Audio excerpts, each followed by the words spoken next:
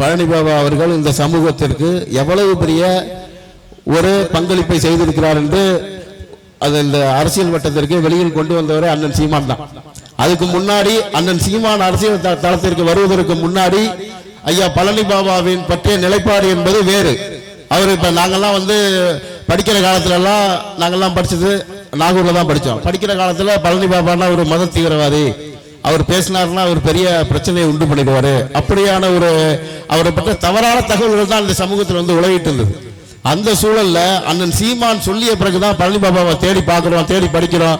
அப்புறம் எவ்வளவு பெரிய ஒரு புரட்சியாளரா இந்த சமூகத்தில் இருந்திருக்காரு, எவ்வளவு பெரிய புரட்சி கருத்துக்களை அன்றைக்கே சொல்லியிருக்காரு அப்படிங்கிற விஷயம்லாம் பார்க்கும்போது மெய் சிலிர்த்து போறோம். அண்ணன் சீமான் இன்றைக்கு பேசுகிற அரசியலை அவர் அன்னைக்கே பேசியிருக்காரு. இன்றைக்கும் பழனி பாபா அவர்கள் இருந்திருந்தால் அண்ணன் சீமான் பேசுகிற அரசியலை நிச்சயமாக பழனி பாபா அவர்களும் பேசியிருப்பார். இன்னும் ஒருபடி மேலே போய் அண்ணன் சீமான் கூடவே பயணித்திருப்பார் என்பதுதான் இங்க உண்மை. நிறைய பேர் சொல்லுவாங்க அவர் பெரியாரை பத்தி சொன்ன கருத்துக்கள் எல்லாமே பெரியாரை பத்தி பெரியாரை ஏத்துக்காதவங்க எல்லாம் இந்த சமூகத்தினுடைய விரோதி அப்படிங்கிற மாதிரி பழனி பாபா சொல்லியிருக்காரு அப்படிலாம் சொல்றாங்க. உண்மைதான், அவர் பெரியாரியத்தை ஏற்றிருக்கலாம், பெரியாரை ஆதரவளித்து பேசியிருக்கலாம்.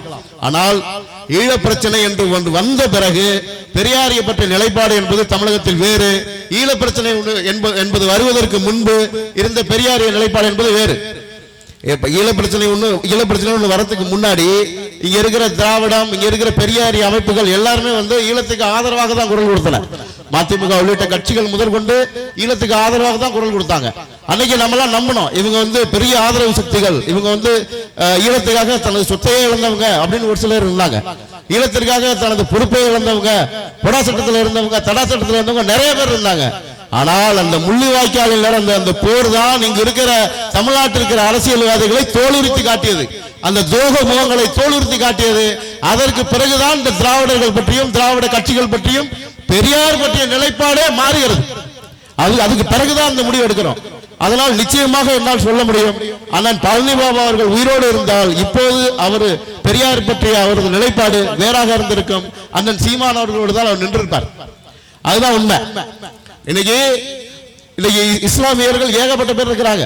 ஆனா மறந்தும் இஸ்லாமியர்கள் நாம் தமிழர் கட்சியை ஆதரிப்பது அப்படிங்கிறது இன்னைக்கு நடக்கல. இத்தனைக்கும் சிறுபான்மை என்று சொன்னால் செருப்ப கழட்டி அடி, தமிழ் பேரினத்தில் பெரும்பான்மை மக்கள் நீ என்று சொன்ன சீமான் இல்லைன்னா அவர்களுக்கு மிகப்பெரிய பாதுகாப்புக்கு அச்சுறுத்தல் இருக்கிற நேரம் இது.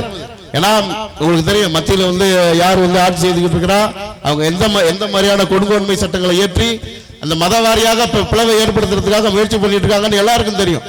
இன்றைக்கு சிறுபான்மைய மக்கள் என்று யார சொன்னாலும் நீங்க சிறுமைப்பட்டு போயிருவீங்க. ஆனால் அதனால் நீங்க தமிழினத்தின் பெரும்பான்மை என்று சொன்ன சீமானின் அவர்களை நீங்கள் ஆதரிக்க வேண்டும், அவரின் கரங்களை வலுப்படுத்த வேண்டும் என்று கேட்டுக்கொண்டு நன்றி கூறி விடுகிறேன். நன்றி, வணக்கம். நாம் தமிழர்.